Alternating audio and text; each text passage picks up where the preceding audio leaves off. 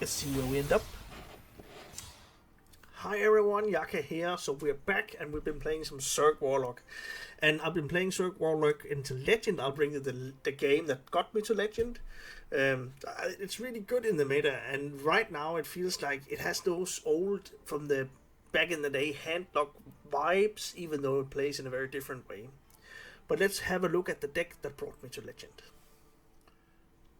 Alright, so this deck is what got me to Legend. I'll leave a deck code, like always, in the description for this specific deck. There are a few different iterations out there, but I think generally ZERG Warlock is a good deck, and you can choose whatever kind of substitutions that you would want to go for. In this deck, for instance, there's a table flip, some run domino effect, I think it's called, this 3-drop domino effect. Instead of that one, it depends on kind of which way you want to go. For this one I chose table flip, but of course there are substitutions.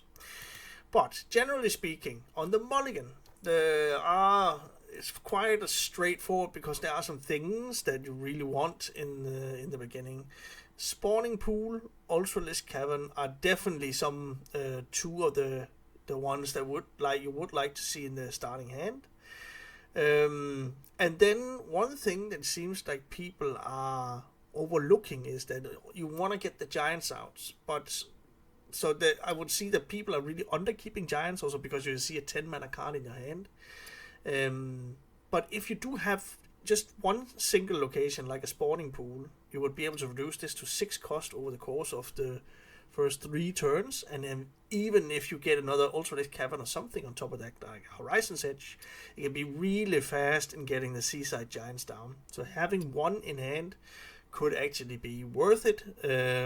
But if you don't have any locations, sure, throw it away. Otherwise, if you just have one, like a spawning pool or Ultralisk Cavern, which are good keeps in the starting hand, you should consider doing that. And a combo, I think that is actually what I want to say about the mulligan, because those are really the cards that you want to see there. If you're up against an opponent which will provide some pressure, maybe you can see if it's a rogue, that might be a weapon rogue, or if it's a shaman, which will then probably be a hero power shaman. You could consider also keeping a spine crawler, but that's more on the specific matchup. Once you have like a few combos, and I think we're pretty much resolving around the Ultralisk Cavern. You have Kerrigan in here, which is definitely a fine card. No worries there, but it's kind of self-explanatory. You do a little bit of AoE, you get some Zergs going, you have a good hero power to chip away at your opponent. But one combo that is worth mentioning is Summon a Dark Marrow, because there's no really death rattles in here, and of course you're also playing Summon a Dark Marrow to get access to the Death Knight class cards as well. For instance, Soul Searching that we have in here, which is also good at copying different resources that you might need in the matchup. But one thing that is sometimes overlooked by people is that you have your Death Rattles trigger twice, and that's not for minions only. So this means if you are on the verge of popping your Ultralisk Cavern, then drop down, if you have it in hand, Summon a Dark Marrow, pop Ultralisk Cavern, and then it will trigger twice, getting 2 8/8 Ultralisks with Rush. So definitely be aware that this is a powerful combo that you could do maybe on turn 5, getting 16 worth of Rush stats. That is really amazing. So that is definitely one to be aware of, that is in the deck. Otherwise, you want to build up, use your locations as much as possible to get your Seaside Giants out, and then you use Force of Wills to copy the Giants, or whatever big minion that you summoned off of Loken to copy it, and then you have a bunch of pressure on the board, so you're really developing a lot of board pressure. This list also runs Horizon's Edge. I've heard people like alluding to maybe keeping that in the starting hand, but then you would need something like, to me, the way I see it, really specific, like maybe 1 or 2 spawning pools that would then be able for you to trigger Horizon's Edge multiple times with the Rush minions, and then essentially putting the Seaside Giant down to 0. That could be worth doing, but there's a very narrow scenario. I can see also from the mulligan win rates that this is sometimes overkept, and the mulligan win rate for keeping this one is low. So it's not specifically something you want to go for. Otherwise, in the deck, you want to like really reduce stuff, and then for some of the late game, you do have Sagaras in here as well. So for instance, if you're up against something that requires taunts all the time, you can give your summoned future demons taunt. You can also, if you're up against a board where you like you don't want to trigger death battles, like if you are against like hydration station, it could either be warrior or druid, something like that, suck it into the portal so they don't have that as a way to resurrect it. So there's actually a bunch of different ways, also contingent of the matchups, that you can do well with this one. Even had a game, it wasn't on the one that I'll show you, but reverb your opponents. If you're up against Death Knight, you get these infestors down, then your Zergs is actually also better. Be careful about it. It's more of a mitigation action, because they will just summon more Zergs than you will have, but it could be a good way of trying to stabilize once you then try and build something else up. Alright, I'll keep it to this. If there's any comments, any questions, drop them in the chat or in the comment section, and I'll revert as soon as I can. Otherwise, have fun with the game that got me to Legend. Of course, there are bad matchups. This could be one of them if they are fast. I think I would like to keep table flip actually. Do I want to?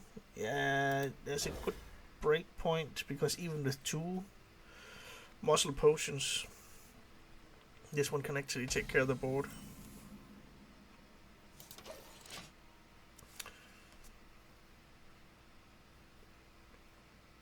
Let's see.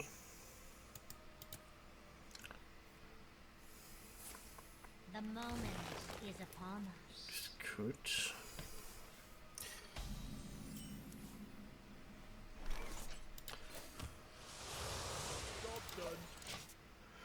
Guess the Grunter Hunter isn't that popular anymore. I guess it's there, but usually it's run with Zergs. Let's see what we got. The legendary one. No? Okay, that one. Okay. Next turn.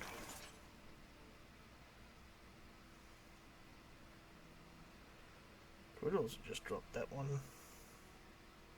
And then that one goes to 4 next turn. Oh, let's do this. See if I get a spawning pool. I don't. But 4 damage is probably negligible. It's probably easy enough to manage. Oh. Yeah, I don't like that one. Okay. I could.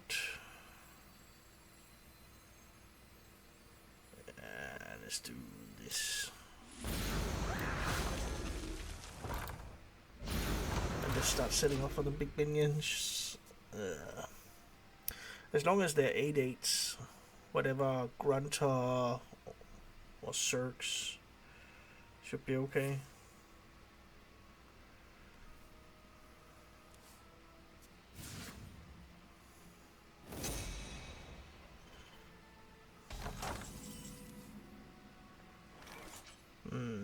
Okay.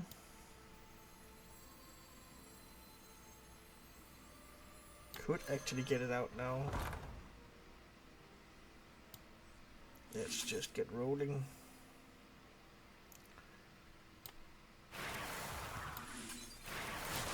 I don't get that much healing, but I guess if it is a Grunter, which is big enough for me to get slashed with, 30 life is not gonna matter.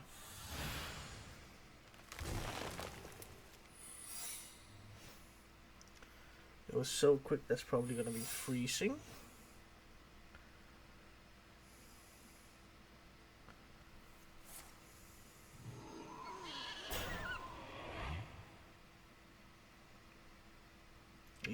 let's see.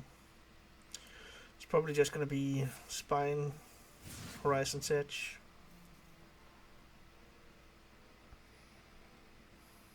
And then play around if it is Howling Hound.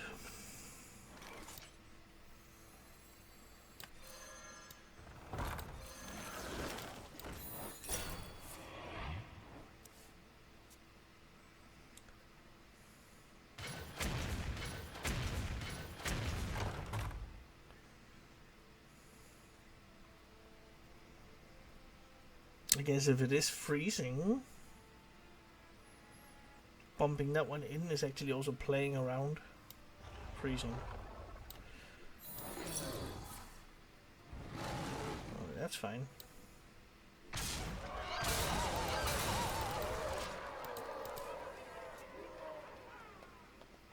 Oh, let's see. Might be big enough now.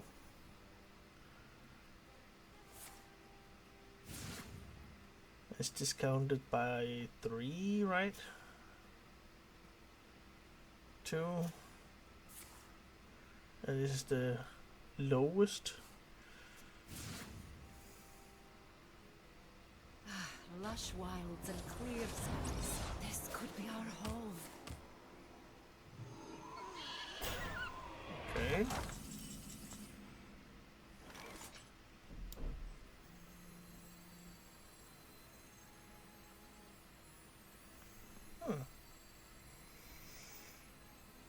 This is gonna be a lot of damage, right?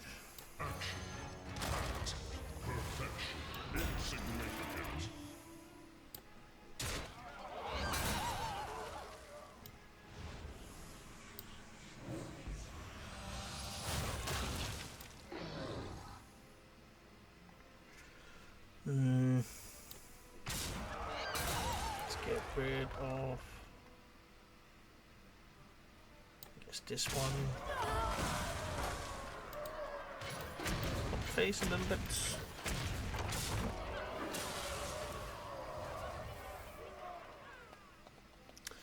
Next turn is lethal, unless he has something. He's used up. He might have a barrel of monkeys. But I can still manage at least 2 monkeys out of this one.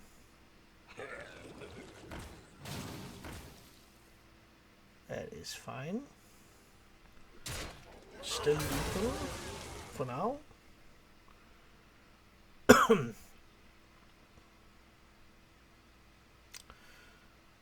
Seems like he is a little bit down on options. I like it. Okay. Still lethal with Popgar. We got there, boys. Nice.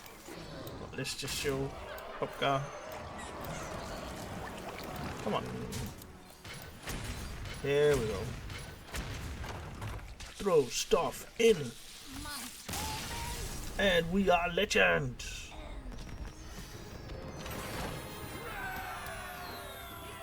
Let's see where we end up. Alright, that's nice. Decent. Alright. Thanks for watching, guys.